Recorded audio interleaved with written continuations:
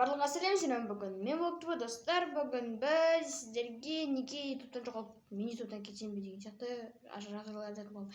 Неге мен видео түсірмей кеттім? Өйткені одан да кешірім сұраймын видео шықпай кеткеніне.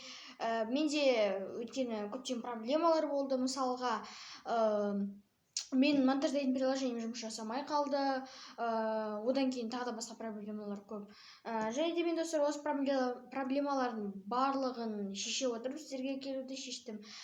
Бұл каналды мен неге аштым? Сіздерге қызық видео түсіру үшін, яғни қызық контент көру үшін, карантинде іш пыспас үшін.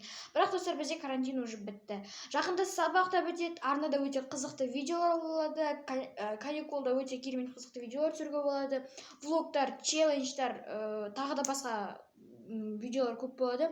Бүгін достар, мен сіздерге арнап жаңа челлендж түсіруді жоспарладым. Егер де достар, мен сабақтан кейін түсіріп үлгерсем, онда сіздерге сразу шығаратын боламын. Бүгінгі айтқым келген менің осы видео шыққаны, және осыдан кейін егер де мен жаңағыдай айтқандай үлгерсем, онда мен сіздерге бір өте қызық челлендж шығаратын боламын. Сіздермен болған мен болып келесі кездескенше сау болыңдар.